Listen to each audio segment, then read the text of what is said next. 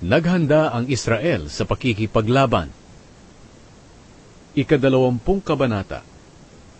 Ang lahat ng Israelita mula Dan hanggang sa Beersheba at mula sa Gilead ay nagtipon sa Mizpa, sa presensya ng Panginoon. Naroon din ang pinuno ng bawat lahi ng Israel nang magtipon ang mga mamamayan ng Diyos. May 400,000 silang lahat na sundalong armado ng espada. Nabalitaan ng mga taga-Benjamin na ang ibang mga lahi ng Israel ay nagtipon sa Mizpa. At ngayon nagtatanong ang mga Israelita, paano nangyari ang kasamaang ito? Sinabi ng Levita na asawa ng babaeng pinatay, dumaan kami ng asawa ko sa Gibeya na sakop ng Benjamin para doon magpalipas ng gabi. Kinagabihan, pinaligiran ng ilang lalaking taga-Gibeya ang bahay na tinutuluyan namin. Papatayin sana nila ako, pero ginahasa nila ang asawa ko hanggang sa namatay ito. Kaya dinala ko pauwi ang bangkay niya, at pinagputol-putol at ipinadala sa 12 lahi ng Israel.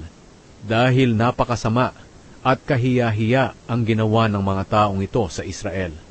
Lahat tayong mga Israelita, ano ngayon ang gagawin natin? Nagkaisa ang mga tao na nagsabi, wala ni isa man sa atin ang uuwi. Ito ang gagawin natin. Magpalabunutan tayo kung sino sa atin ang lulusob sa Gibeya. Ang 10 bahagi ng lahat ng lalaki sa bawat lahi ang mag-aasikaso sa pagkain ng mga sundalo. Ang natitira ang maghihiganti sa mga taga-Gibeya dahil sa napakasamang ginawa nila sa Israel. Kaya nagkaisa ang mga lalaki ng Israel sa paglusob sa Gibeya.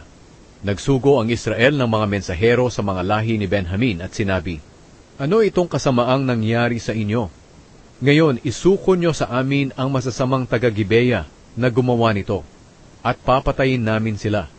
At nang mawala ang kasamaang ito sa Israel, pero hindi pinansin ng mga taga-Benjamin ang mga kapwa nila Israelita.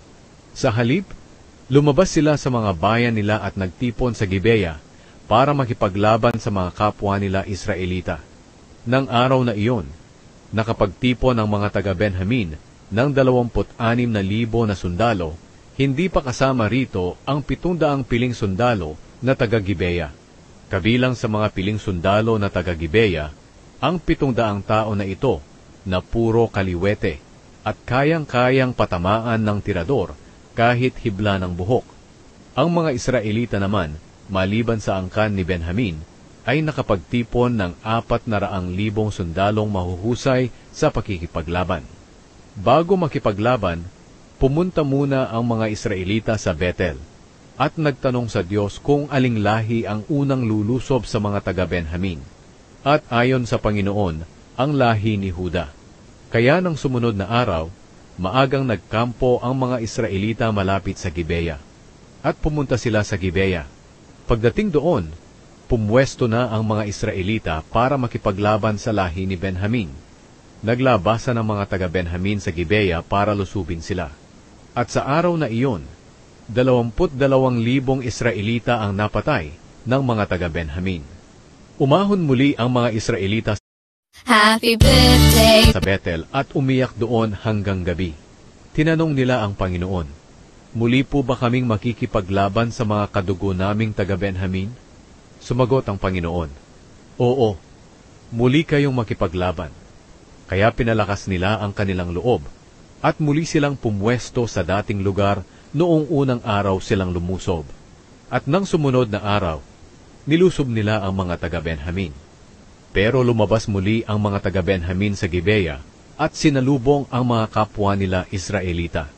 At sa pagkakataong iyon, napatay na naman nila ang 18,000 Israelita na armado lahat ng espada. Kaya umahon muli ang lahat ng Israelita sa Betel at umiyak sa presensya ng Panginoon. Nag-ayuno sila hanggang gabi at nag-alay ng mga handog na sinusunog at mga handog para sa mabuting relasyon.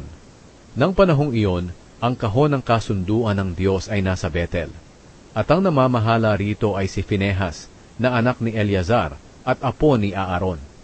Nagtanong muli ang mga Israelita sa Panginoon, muli po ba kaming makikipaglaban sa mga kadugo naming taga-Benjamin o hindi na po? Sumagot ang Panginoon, muli kayong makipaglaban. dahil bukas ay pagtatagumpayin ko kayo laban sa kanila. Kaya pinaligiran ng mga Israelita ang Gibeya. Pumwesto muli sila sa lugar ding iyon. Ikatlong araw ito ng kanilang paglusob.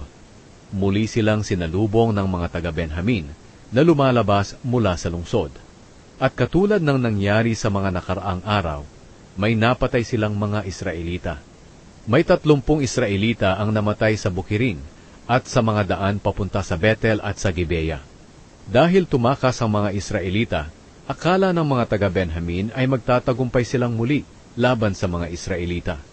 Hindi nila alam na nagpapahabol lang pala ang mga Israelita para dalhin sila papalayo ng lungsod. Nang nakarating ang mga Israelita sa Baal Tamar, pumwesto sila roon habang ang mga nag-aabang sa paligid ng Gibeya ay nagsisilabasan. 10,000 silang lahat na puro piling sundalo ng Israel. Nilusob nila ang Gibeya at matindi ang labanan. Hindi alam ng mga taga-Benjamin na malapit na ang katapusan nila. Pinagtagumpay ng Panginoon ang mga Israelita. At sa araw na iyon, nakapatay sila ng 25,100 taga-Benjamin na armado lahat ng espada. At napansin ng mga taga-Benjamin na natatalo na sila. Ang detalye ng pagtatagumpay ng mga Israelita.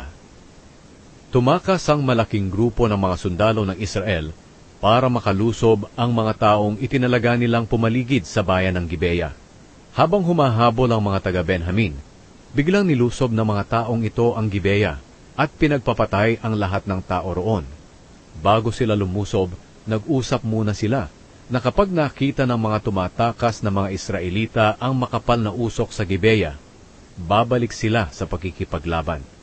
Ang mga taga-Benjamin noon ay nakapatay ng 30 Israelita, kaya inaakala nilang nagtagumpay na naman sila sa mga Israelita.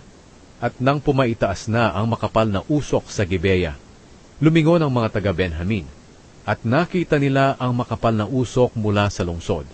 Kaya bumalik ang mga Israelita, at nilusob nila ang mga taga-Benjamin. Natakot ang mga taga-Benjamin, dahil napansin nilang malapit na ang katapusan nila. Tumakas sila sa ilang, pero hinabol sila ng mga Israelitang lumalabas sa bayan. Pinaligiran sila ng mga Israelita, at hindi tumigil ang mga ito sa paghabol sa kanila hanggang sa silangan ng Gibeya. May 18,000 matatapang na sundalo ng Benjamin ang namatay. Tumakas ang iba papunta sa ilang sa bato ng Rimon, pero 5,000 ang namatay sa kanila sa daan. Patuloy silang hinabol ng mga Israelita hanggang sa Gidom, at nakapatay pa ang mga Israelita ng 2,000.